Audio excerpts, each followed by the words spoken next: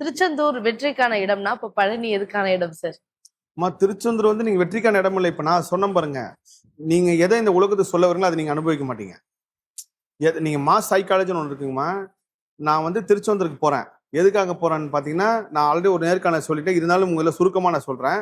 என்னோட அம்மா இது வரைக்கும் என்கிட்ட எதுவுமே கேட்டதே இல்லை. நான் எல்லா வசதி வாய்ப்பு வந்ததுக்கு அப்புறம் கூட இந்த அம்மானாலே ஒரு மோசம் தான். அவங்க கிட்ட வந்து கேட்கறப்பெல்லாம் வேணாம்னு சொன்னாங்க. எனக்கு ஒரு கட்டத்துக்கு மேல என்னம்மா, சரி நான் என்ன நினைச்சேன்னா, ஒவ்வொரு குடும்பத்திலயும் ஒரு கர்மா இருக்கு. புள்ள கையால அம்மா அனுபவிக்க கூடாதுன்னு இருக்கும், அம்மா கையில புள்ள அனுபவிக்க கூடாது. இந்த மாதிரி ஏதோ ஒரு இருக்குன்னு நினைச்சிட்டப்போ அவங்க திடீர்னு திருச்செந்தூருக்கு போகணும்னு கேட்கறாங்க. கேட்டாங்களேன்னு சொல்லி அம்மா அப்பா கூட்டு நான் திருச்செந்தூருக்கு போறப்ப என்னன்னா, இரவு கடற்கரையில தங்கணும் என்னோட ஐடியாவே.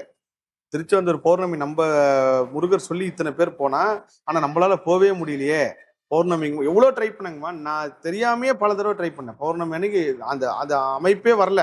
அப்ப திருச்செந்தூர்ல சாமி எல்லாம் பார்த்துட்டு 7 மணிக்கு நாங்க திருச்செந்தூர் கடற்கரையில் தங்கறதுக்கு தயாராகிறேன். போய் படுக்கணும். ஏன்னா இத்தனை பேர் நம்ம முருகர் சொல்லி வந்தாங்க. அப்ப நம்ம அந்த கர்மா சமம் பண்றதுக்கு அங்க போய் படுக்கணும்னு பார்க்கும்போது 7 மணிக்கு ஒரு மழை, சரியான மழை.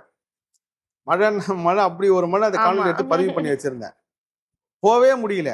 அப்ப என்ன ஆச்சுன்னா, திரும்ப அதிகாலையில் அன்னைக்கு மெடிடேஷன் பண்றப்பதான் ஒரு விஷயம் தெரிய வருது. என்னன்னா, நீங்க அந்த திருச்செந்தூர்ல அந்த மண் துகளுக்கு கூட அந்த சக்தி இருக்கு.